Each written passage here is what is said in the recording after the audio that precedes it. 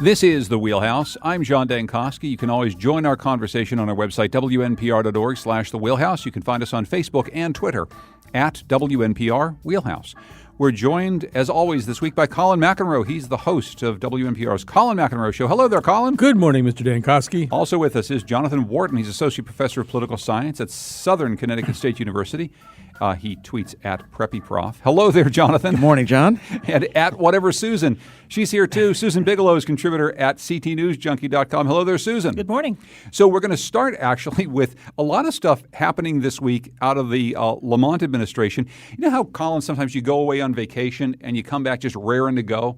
It seems like Ned Lamont recharged himself up in Maine, because there's been a whole bunch of stuff we're going to talk about in this first segment of the program, not the least of which is resolving a bit of a cliffhanger that we had at the end of our last program. We spent quite some time talking about how the administration, at least in the form of the Commissioner of Public Health, was deciding not to release school-by-school immunization data, something that a lot of parents and teachers were very, very interested in.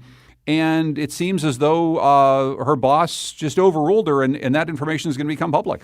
I think it happened pretty fast, too. It seemed as though the announcement by Renee Coleman Mitchell, the public health commissioner, that she was not going to do it was pretty quickly followed up by an announcement from Max Reese of the governor's office that, in fact, the data would be made available as soon as possible. I just wanted to say one thing about Coleman Mitchell's position, which I do find somewhat bizarre. So her argument was, look, we're above 95%. I mean, the vaccination rate line is moving in the wrong direction in Connecticut, the way it is in lots of other places. But we're good. We're above the 95% line. We're fine. And she's got way more education and training in public health than I do. But, I mean, viruses don't obey state lines. They don't know what state they're in. What they do know is who around is uninfected. And measles is probably the most infectious disease known to man right now. And the way that measles has worked in this country, I mean, the reason there was a huge outbreak in New York State was because a young man whose family actually were not anti-vaxxers, he was out sick from school the day the vaccinations were happening. His twin brother did not get measles because he was there that day. But he happened to be traveling in Israel. He seems to have come in contact with tourists from Ukraine, or tourists who had been to Ukraine. And Ukraine has like a bunch of countries in that area have a very low vaccination rate. He came back to America to a Jewish enclave in New York State, which was a very under-vaccinated population, and it spread. It didn't make any difference what the statewide vaccination rate of New York State was. That doesn't help. It's 97%. It doesn't matter if you come into a large under-vaccinated subpopulation, you can spread the disease very quickly. So the notion, we know from the school-to-school data that was released from the 2016-2017 year, that there were schools that were in the high 60%. And in the 70% range, those are very unsafe ranges. So the notion that we're good, which is what she said, we're good. So, that just doesn't make any sense to me. What we've seen recently in New York State tells you you're not good if you have an enclave or a smaller group that's under-vaccinated. So there's the public health piece of it, obviously, Susan, which is the most important piece of it. Then there's also the public information piece of it, which is what we were, I think, gently whining about a little bit last week. And so I know that your boss at ctnewsjunkie.com, Christine Stewart, and many other journalists in the state were pushing very hard for this data. It's really important that we at least know this on a school-by-school basis. It absolutely is, especially if there are some more schools and if the vaccination rate is actually going in the wrong direction. We're probably going to see even more schools that have these alarmingly low vaccination rates. That's something that parents really need to know. That's something teachers need to know. It's something that town officials need to know. If there's a school in your town that has this problem, it's vital that you know that, because, again, like Colin was saying, if you have a small population and you have an under-vaccinated population, if something happens, it's going to spread very quickly, and people need to be ready. Jonathan? It's a wake-up call for public health. I think it's overdue that we we examine at least the laws that are out there in the books and how to reinforce it, how to reform it. It's a big wake-up call, and not just in this instance, but I think just in the future. Well, we want to turn to some of the other things, big ideas coming out of the Lamont administration this week. And as I said, it's been a pretty busy week. He rolls out a big transportation plan. Now, we've heard this before, Susan. Governor Dan Malloy had a 30-year transportation plan that was going to be funded by, we're not entirely sure what. And now Ned Lamont starts off his administration by having a gigantic problem funding the Special Transportation Fund, looking to do tolls. Nobody wants to do tolls. So now he sort of steps back, sends his chief of staff to Washington and says, okay, we're going to approach this in a slightly different manner over a much shorter period of time. What do you see in this transportation plan that Lamont's trying to roll out? Well, apparently there's money in Washington that we didn't know about, which is remarkable. He apparently his chief of staff went down there and found, overturned a bunch of rocks and found some programs that could help us potentially fund some transportation. Then that's great. There's still a possibility that there's going to be tolls. That's something the governor's administration is saying. Well, there's not going to be a 50 gantry plan like that was released back in November, but there could be something that's smaller than that. Still, there's going to be a lot of opposition to that, but at least there seems like he's trying to come to some sort of compromise by saying, here's some federal money we could use, here's some other stuff maybe we could do. Maybe there's some magic involved and maybe a couple of tolls. How's that? So I don't know. I think it's just part of the process that's going on. I'm not sure if people are really receptive to it, but that's where we are. In the piece that Mark Pazienokis from the Connecticut Mirror wrote, Colin, there is a suggestion that the Lamont administration is copping to the idea that they didn't roll this out terribly well, and they didn't really make the argument originally around tolls that this is what tolls will get you, not just some money to fix some roads, but an overarching transportation plan. And so now, some time into the administration, it sounds like that's what they're attempting to do. Yeah, this feels like life lived backwards, right? I mean, Ryan Drajewicz, the chief of staff who's down there, he said he's meeting with federal officials and asking, who's doing this well and who's doing it poorly. Wouldn't these have been good questions to ask before you began this process? Wouldn't it have made sense if in fact, first of all, there's money sitting on the table in Washington, to go down there and find that before you started locking horns with Len Fasano and Themis Claridis over tolls? Wouldn't it have been good to go down and ask some questions about, well, what states are doing it well, what states are not doing it so well, what lessons can we learn? This all seems Ned Lamont is starting to seem a little bit like Mr. Micawber, the destitute but resolutely optimistic character in David Copperfield, who's always saying, well, something will turn up. Well, yeah, he's down in Washington. Something will turn up. Maybe we don't have to do tolls, or I think Susan is quite correct, though. I don't think this gets us out of tolls. It probably gets us to tolls light. Is the politics right now of Washington one of the reasons why maybe a Democratic administration isn't down there rattling every cage, Jonathan, at the beginning of the administration, trying to find money? I mean, Donald Trump has made every week infrastructure week since he took office, and the trillions of dollars in infrastructure spending that he was going to do hasn't really taken effect. When he rolled out his transportation plan about how he was going to help the states, it was actually a program aimed at reducing the amount that the states were going to get from the federal government. So Colin, I think, makes a good point. Maybe the state should have been finding more money in Washington. Another good point is sort of hard to trust what money is going to be available from Washington moving forward in this administration. Look, the media has been harping on this since Donald Trump has been elected about, Infrastructure Week.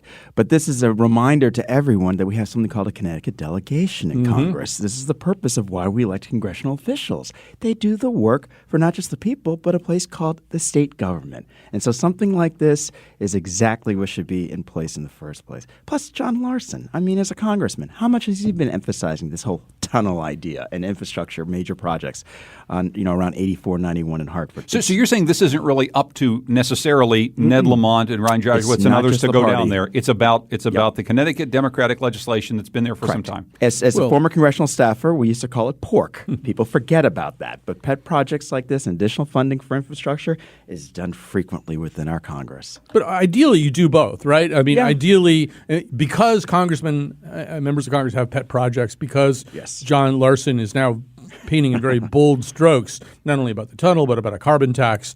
In an ideal situation, when government was functioning really, really well, they would know, or their staff would know, every every dollar of money that would be available through various programs down there. I don't think that's the case now. I don't think also that Ned Lamont so far has that kind of relationship with the delegation where he can sit them all down and say, you got to send somebody from your staff out to find me every dollar. So, yeah, I mean, ideally, Ryan Drajowitz is up here running Ned Lamont's office, not running around in Washington shaking trees to see if beaches will fall out.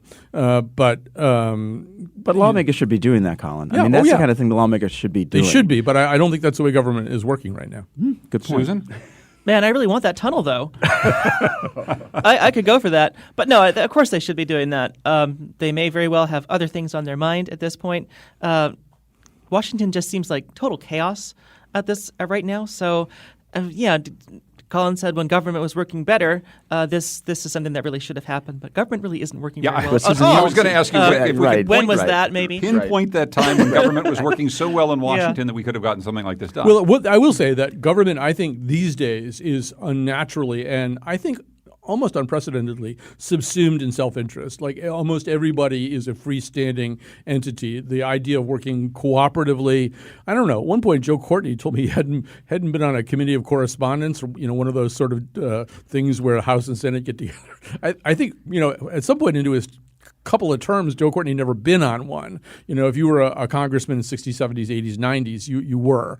And I do think that now you do have the two legislative bodies function independently in very self-seeking ways. They don't work together on stuff. The White House doesn't work together very well with the Congress. Nobody's collaborating. I've got a political science professor right here, Jonathan. I mean, is it true that it just is working at an unprecedentedly bad level in Washington right now? Worse than we'll ever imagine. And I just came back from Washington the day before last, so I ooze of Potomacism.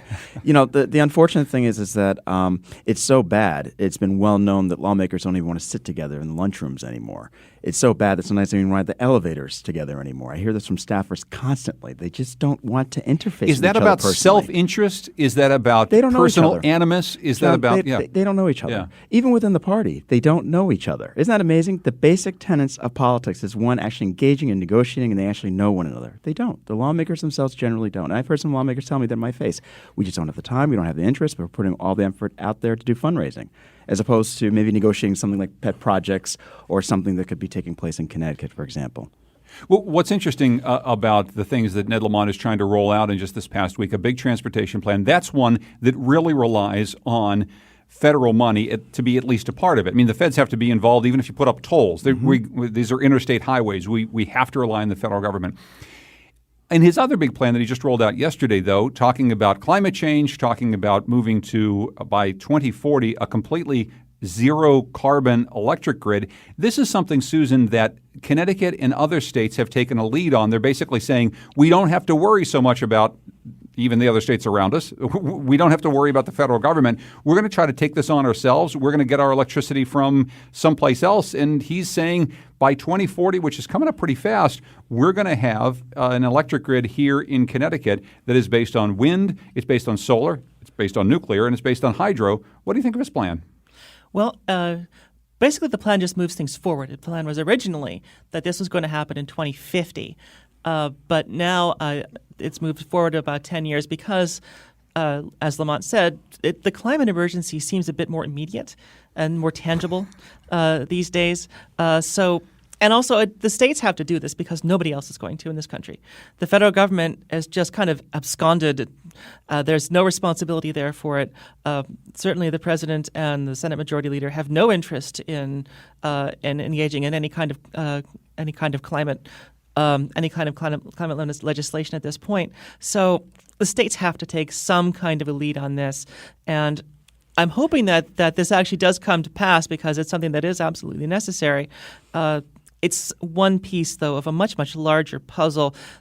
Things like the plastic bag ban, for example, that's part of the piece. That's another piece of this puzzle. Getting us off of the highways and onto public transportation is another piece of the puzzle, and that goes into the transportation plan, although I'd like to see that be more firm. But I think that's a really important piece of this, Susan, is that when we disassociate the pollution and the greenhouse gas emissions that our transportation sector create from the energy sector, the things that turn on our lights in our homes, well, we really are doing a disservice to this overall problem. Transportation is a huge part of that problem, and there's not necessarily anything that Ned Lamont or the state of Connecticut can do aside from trying to incentivize people to get on mass transit, right? I mean, getting people off the roads is the only thing that's going to cut down carbon emissions from roadways in our state. Absolutely. And the thing is, we know how to do this. It's a combination of two things. It's congestion pricing, and it is better public transportation. So if we had better public transportation going into A, Hartford, and B, New York, along with congestion pricing on the highways around our major cities, that actually does, studies have shown this, that this would reduce the actual number of cars on the road.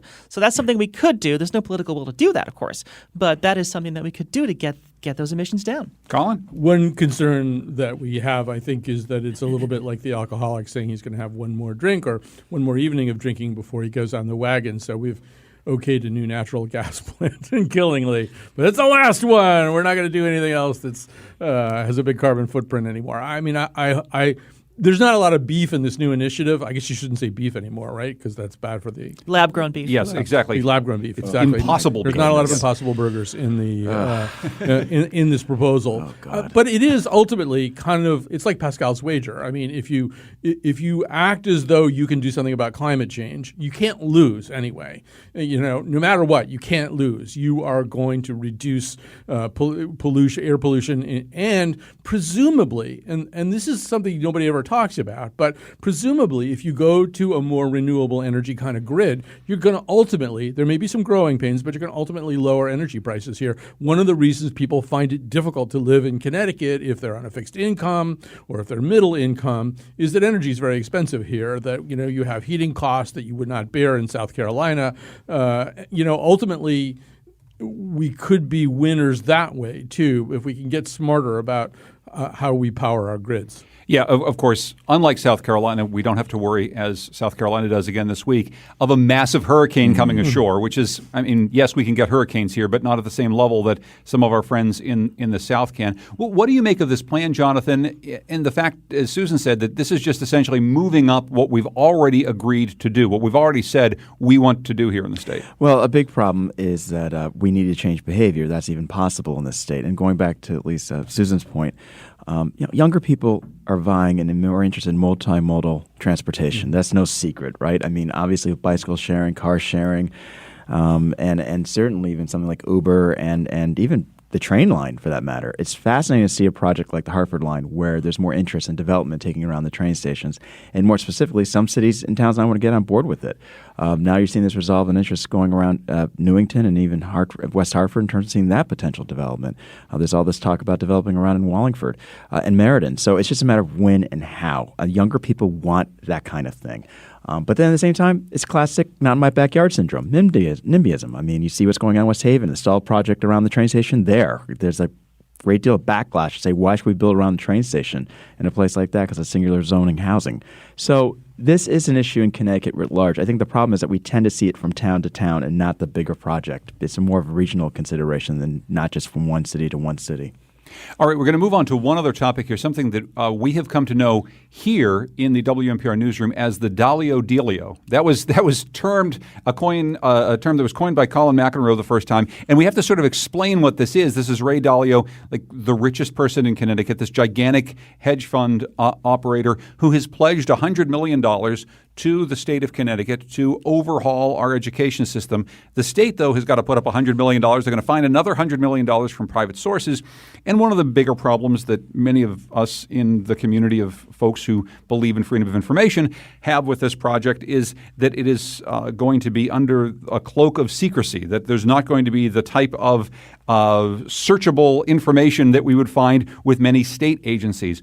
Well, there's been some updates on that within the last week or so, Colin, including a couple of things that, for as much as you've railed against quasi-publics and other shadowy government tactics, this idea seemed really strange. The governing board asked to approve by mail a budget for something that hasn't even really formed. Maybe you can explain what is happening. No, I can't actually. But Yeah, no, I'm reminded of a movie that has informed a lot of my thinking about public policy, and that is Armageddon. So, there's a certain point where Bruce Willis and Steve Buscemi and all these other roughnecks, Ben Affleck, are going to go into space and try to blow up this astral object that's about to hit Earth, and they have a moment where they can ask the government for things, and they want to know who killed Kennedy, and then finally Bruce Willis points to all of his men and goes, "Oh, one more thing: none of them ever want to pay taxes ever again, ever."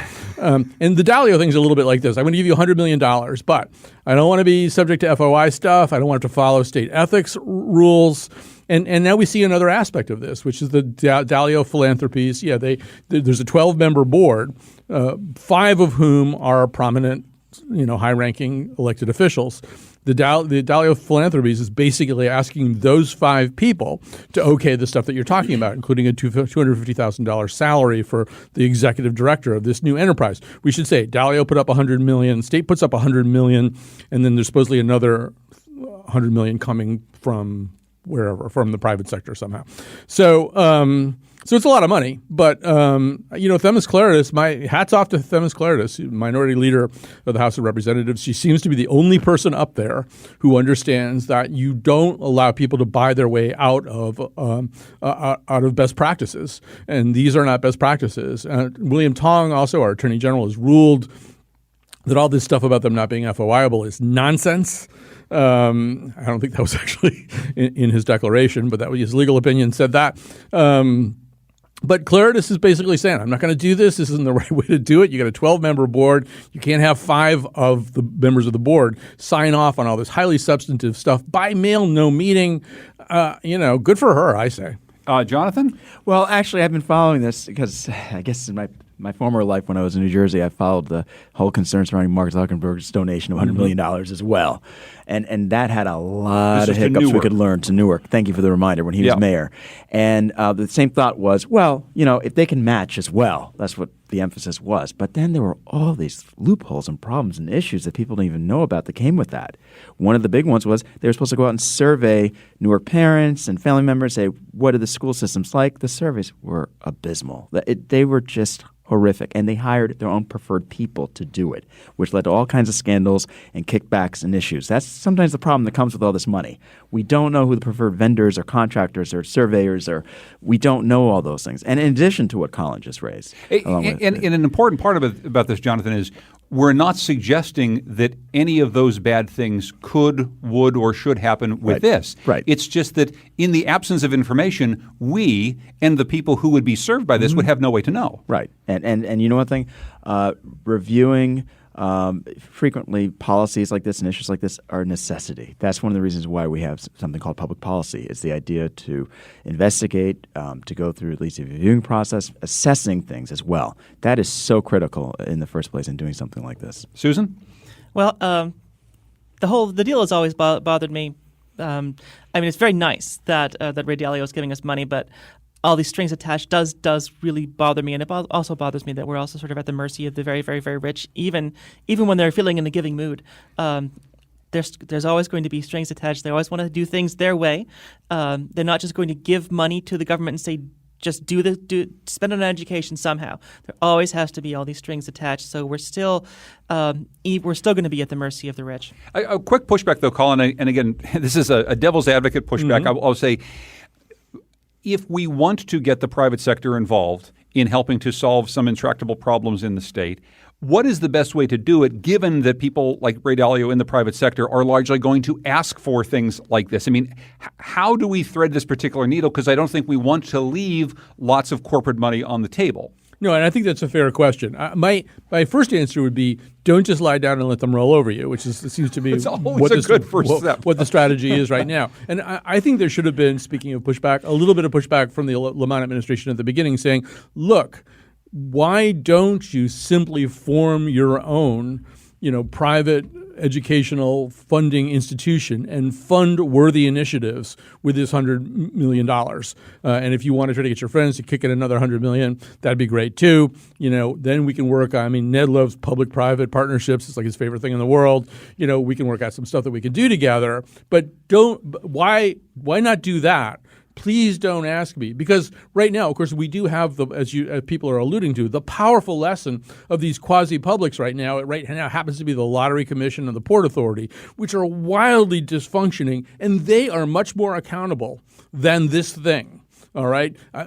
One of the mysteries to me about quasi-publics, which I intend to get answered sometime in the next year, because I just don't know the answer, is like when they formed the Port Authority in 2014 legislatively, what did they do? Like, where did they go to get some money to rent an office or something? They must have to go to Kevin Lembo or somebody and say, hey, we need some money. And you'd think at that point somebody would tell the quasi-publics, yeah, but you got to follow all the rules, because they never do. So even the quasi-publics, which are supposed to follow a lot of these rules, don't do them because they either don't know or they don't care. This thing, whatever it is, isn't like those quasi-publics. It exists. It is sui generis. It doesn't really seem to resemble in structure or intent anything that has come before it. So, I would say push back a little bit. I still don't understand why Ray Dalio needs to have this agency that involves state officials and state monies, but doesn't follow state rules. Why can't he just be an incredibly generous guy funding education in Connecticut? That's Colin McEnroe, the host of the Colin McEnroe Show on WNPR. Jonathan Warden is here from SCSU. Susan Bigelow is here from CTNewsJunkie.com. When we come back, we'll talk about the big primaries coming up 1 week from yesterday here in Connecticut. That's coming up next in the Wheelhouse.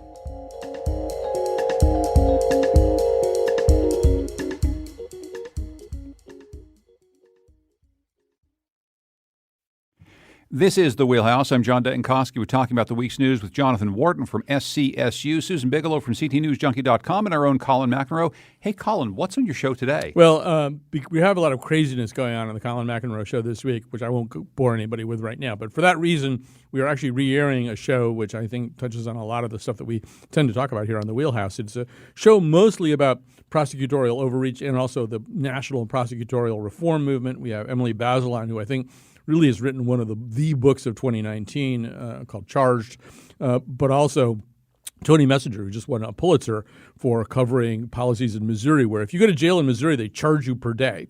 And a lot of the people who go to jail are destitute to begin with. They get out of jail and they have this bill for the time they've been in jail. And if they don't pay it, they get sent to jail again. So there's like a guy who stole a lawnmower when he was 19 years old. And, 8 years later, he's still going back and forth to jail. He hasn't stolen anything else. He can't pay the money they're charging him for incarcerating him.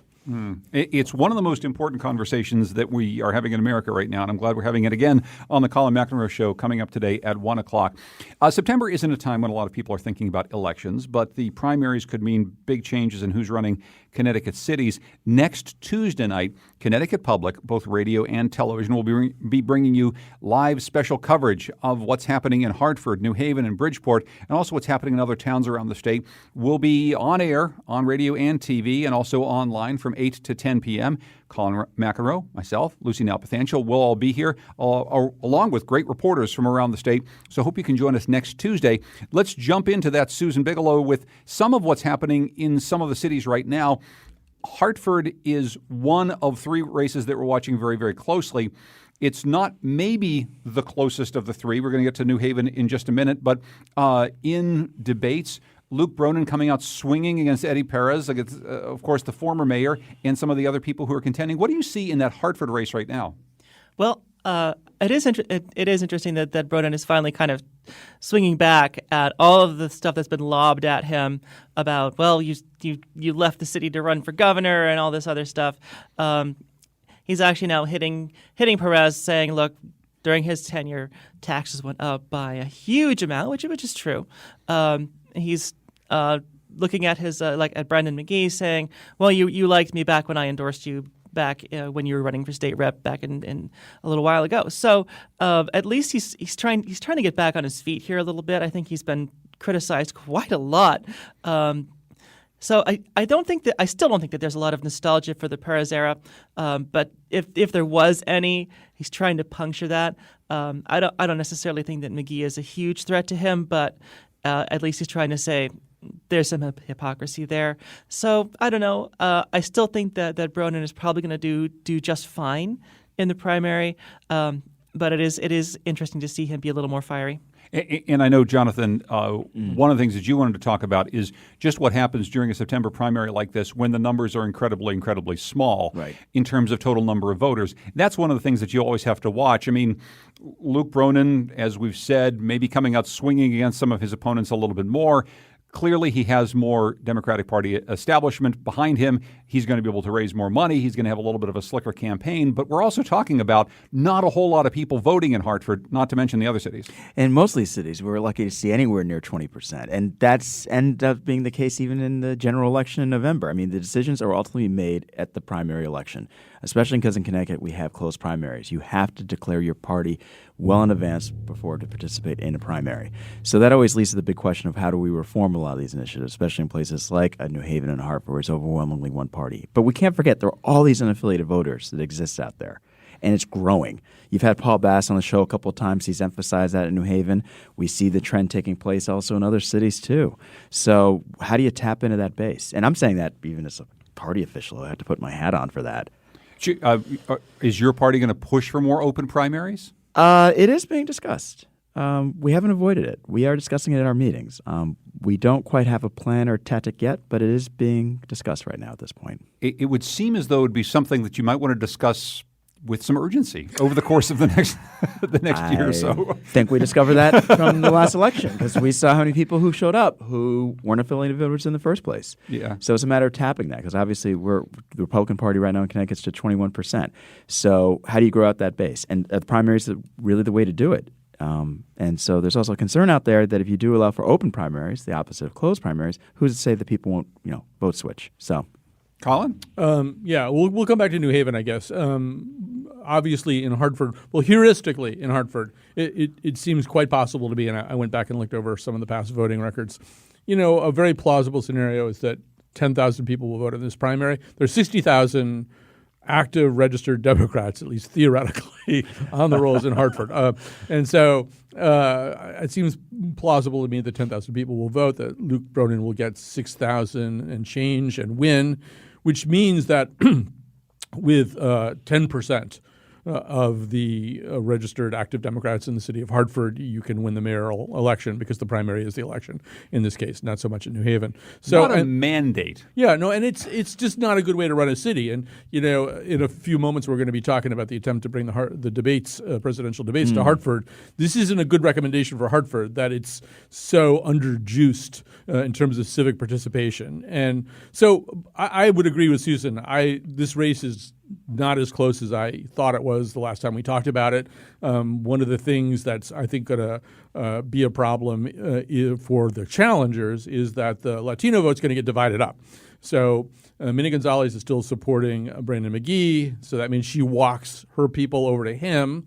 Luke Bronin has the support of major Latino political figures in Hartford, like Ed Vargas and Cal Torres. So he's going to get some of the Latino vote, which means that Eddie, who I don't think could get too many votes outside the Latino population in Hartford, he won't come close to getting all of it. And more specifically, Puerto Rican vote, which I'm very interested in. This is kind of a classic example of what I talk about in my urban politics class of what happens when coalition politics gets divided up and divvied up like this. It's quite fascinating, right? An African-American candidate, a white mayor incumbent, and certainly a Puerto Rican candidate, a former mayor. So this is kind of a classic. What do you do in a diverse city like Hartford? How does it blow up this entire idea of what these factional politics looks like in a city if you actually have more participation? I mean, right? If you're down from 60,000 potentially registered Democrats down to 10. Now you have these little infighting factions, and it becomes this kind of tribal warfare. If you start to have a lot more people vote, doesn't it change the nature of the campaign, change the nature of what an election like this is all about? Particularly if they have that affiliation with the party in the first place for the primary. So that's one of the big debates that's being discussed, all over the place in Connecticut. Do we do ranked choice voting? Do we have open primaries? Do we allow, like in New Jersey, they have, just a general election where everybody runs, right, and see who wins, and sometimes a runoff election. I'm not saying I'm a big supporter of that, by the way. But there are all these ideas on the tables on how to kind of, going back to what Colin said, rejuice, how to rejuvenate our urban core. And I think this is especially important as younger people are coming, out of college. They're interested in cities. How do you engage that population who are overwhelmingly unaffiliated voters? I actually am a big fan of runoff elections. Oh, are you? I really am. Wow. And just Okay. the sort of the California model and what goes on down in Georgia and other states. I don't think that open primaries are necessarily going to increase a lot of participation in the primaries. I don't think so. I still think that the same core of people are interested in them. But if you have, I think, 2-round elections where you have one round where everybody runs and then the top 2 face off against one another, that I think will generate some more interest.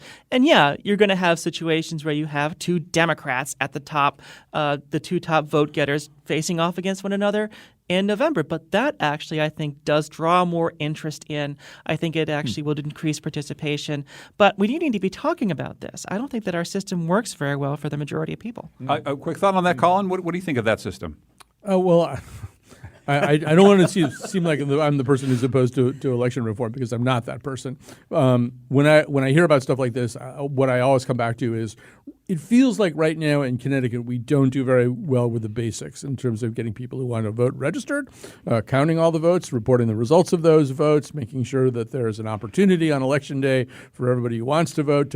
Having enough ballots, having the voter rolls show up in time, giving people the right ballot, giving the correct ballot to people in a polling place that has multiple ballots. Yes, on a rainy day, making sure the ink doesn't run and stick to your fingers. I sort of would like to see us really get good at all that before, whether it's ranked choice or runoffs or whatever. I feel like we need to solve these basic problems first, then we can have a more elaborate conversation about. Oh man, don't hold your breath though. I mean, Colin, I'll throw out one more to you that New Jersey's done, and some states are doing it, is to have local elections on a different day, not in November.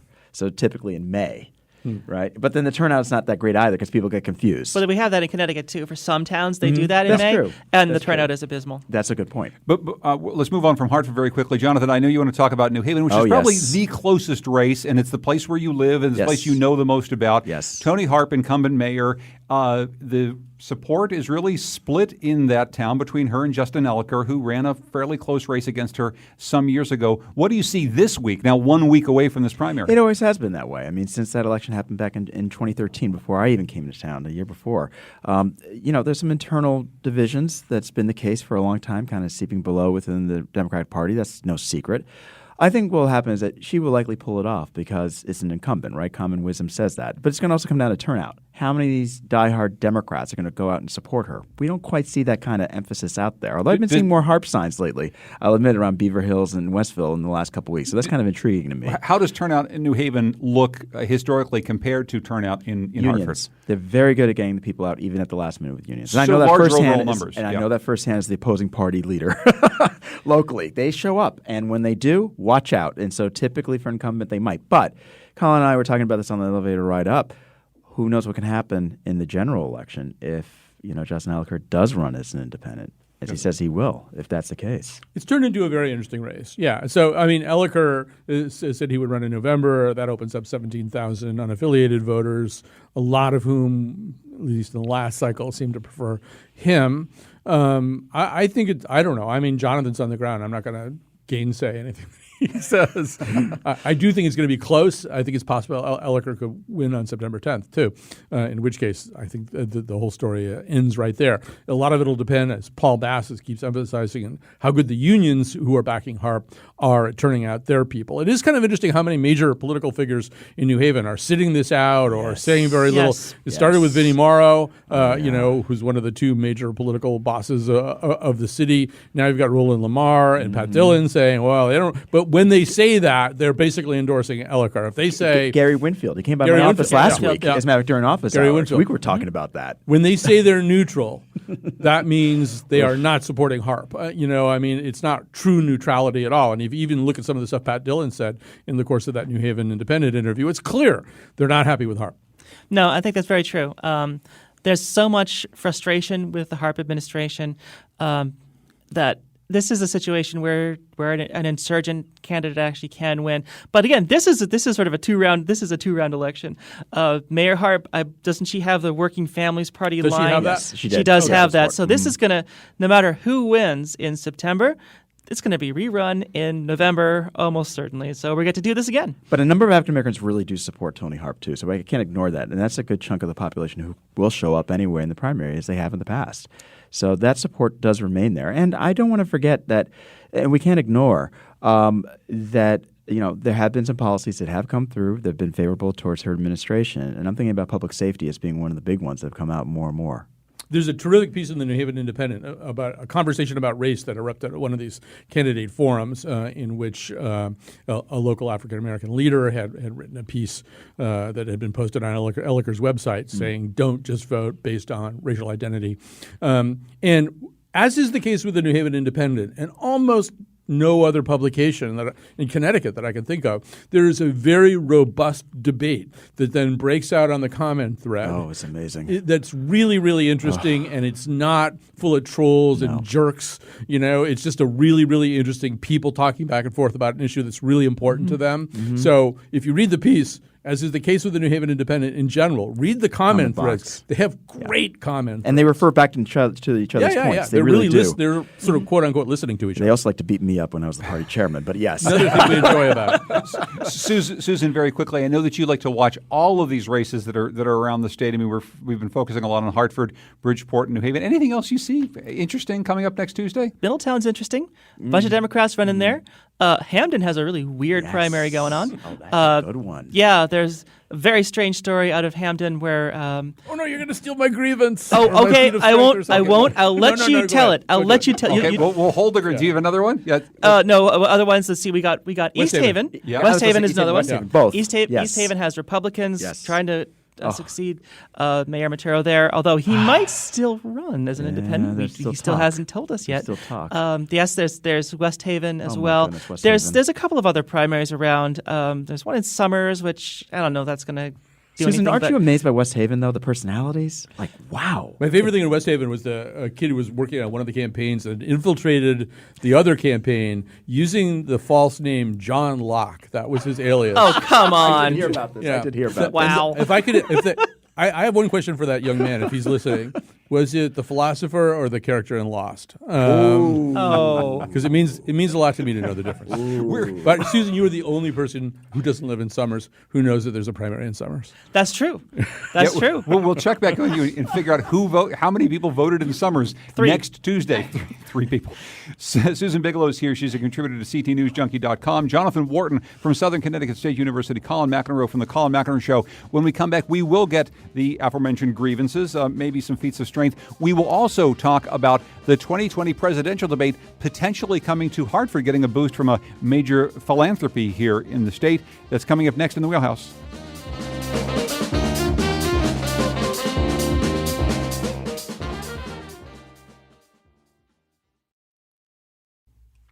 This is the Wheelhouse. I'm John Dankosky, talking about the week's news here, and we want to turn to, I think, a pretty important story for politics here in the state, Colin. Hartford's on a short list of places that could host a 2020 presidential debate. It's been a long time since we've hosted one, 1996, if I recall correctly, and we're on this short list. The Hartford Foundation for Public Giving, which is one of the biggest philanthropic organizations in the entire state, has pledged $1 million to the local organizing committee if the city's selected, and that would go a long way toward helping it do some things having to do with get out the vote work with public dialogue around this. What do you think, A, of Hartford's chances, and B, of this big pledge by the HFPG? Hartford's chances, I think, are good in some ways. First of all, I mean, just as an odds question, they're good. There are 6 finalists for 4 debates, and there's a vice presidential debate mixed in there somewhere. So, and we are, for the most part, these other locations are based on academic institutions. This was more of a kind of a civic question. So I think, based on all that, the chances are pretty good. I mean, it seems like a lot of money that the Foundation for Public Giving is giving out. But it seems to be for a lot of it's for engagement, civic engagement issues, a lot of educational stuff and everything. It's not just for champagne at parties. Although I would encourage them to stop using terms like get out the vote. Get out the vote has sort of become, I know what they mean. They mean they want more people to vote. But get out the vote has a very specific meaning within the world of politics right now, which is get out the vote for your candidate. So it now refers to kind of a ground game for an individual candidate. So and obviously in Hartford, an overwhelmingly Democratic city, the more that you engage people civically, the more that you're probably placing some of your resources at the disposal of the Democratic Party. So they're going to have to thread some needles here, not unlike Dalio, in a sense. I think that they can do this more successfully, but it's a lot of money, but they're not just going to spend it on some kind of lobbying campaign to get this debate to come here. They seem to want to spend it on making Hartford kind of worthy of hosting a presidential debate, which as I suggested earlier, Hartford isn't necessarily currently worthy of doing that. Is it worth the money? Is it worth the effort, Jonathan? I guess I'm a little biased. I'm surprised they didn't choose New Haven over Hartford. But I guess the capital thing, it's the media thing. I get it. You guys have so much and we have so little. Well, why are you complaining? Like a Sparta versus Athens in this state, right? Along I-91. But I'm surprised, only because in New Haven, at least, it's a big pool of Democrats down there. And the potential's huge, especially for all the meds and eds there. And the New York media market, quite frankly, can be pretty pronounced in New Haven versus up here. So I'm a little bit more concerned geographically in terms of why Hartford over New Haven. But so that's probably just my biasness It is still showing. the capital city of the state of Connecticut. Yeah, we were bicapital for years. You know that. That Well- was like 150 years ago. Thanks for the I think it's also an argument in Hartford's favor. Yeah. What's that, Colin? I think they probably don't want it to be too close to the New York media market. I mean, I think probably the idea of these debates is that they represent kind of a cross section of the country. Yeah. The New York media market is already overrepresented in the national debate. So I think Hartford's distance may actually be upwind in its favor. Well, as for whether it's worth it or not, we can take a look back at the 1996 debate. The city did get a lot of very nice press. I thought it's a sort of a little boost. So it might be worth the money. It might be worth the money if all this money goes into better things than just like you said, like not just lobbying for something, but actually making sure that the city is a more small d democratic kind of a place, and not getting out the vote, but maybe we can say rock the vote. I don't know. we Something still like rock that. Bring back the Tom of the 90s. Thorin. I love Yeah, it. but yes, I love how you go from the please do. 1800s to the 1990s. That's Yeah, that's me. Yeah, I don't know. I think it's a good idea. I'd love to see it come to pass. I hope it's worth it if it happens. We'll see. I want to turn in the last couple minutes to our feats of strength or maybe grievances, and I'll start with you, Susan. What's in your mind this week? A feat of strength to the British Parliament, which this just yesterday managed to defeat a very unpopular. I don't know if he's that unpopular, but in the House of Commons, he's quite unpopular. Boris Johnson, his first vote as Prime Minister, and he lost it. The government losing votes is a very big deal. This has massive implications for Brexit and whether or not the United Kingdom crashes out of the European Union without a deal. This is important for us over here as well because the financial and economic implications of the United Kingdom crashing out with no deal will be felt all around the world. So it's something we need to keep a close eye on. But the Parliament trying to keep that from happening. So kudos to them. We'll see what happens. There's more votes happening today. We could see a general election in the UK as early as October 14th. Including Boris Johnson excommunicating some conservatives from the very party, people crossing party lines. Yes, someone who actually literally walked from one side of the House to the other, left the Conservatives and joined the Liberal Democrats. Unprecedented. Very great watching. Yeah.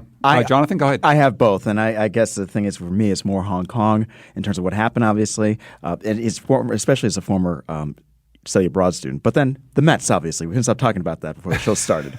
I mean, 7 runs in the 9th inning. I'm just in shock as a Mets fan, but whatever. It's so good things in Hong Kong, bad things for the Mets. Yeah. Colin, how about you? George Takei, by the way, just tweeted in this week of setbacks for anti-democratic leaders, Carrie Lam caved to protest and withdrew her Hong Kong extradition bill. Boris Johnson lost a key Brexit vote in his majority in Parliament, and Donald Trump hit a triple bogey at the Trump National Golf Club in Virginia. So we're short on time. I can't really go through this whole thing. But in the Hamden mayoral campaign, in which Lauren Garrett is opposing 3-term Mayor Kurt Lang, her family has 2 Teslas, and they were meeting for dinner at a sushi place, and one of the Teslas got stolen, and they appear to have given chase with the other Tesla, and with their kids apparently in the car, but there's also a tracking device on the stolen Tesla. And then it appeared that both the mayor and the police department were kind of criticizing their behavior. I mean, they called the police while they were following the stolen Tesla, and now she's claiming that the mayor and the police department are playing politics,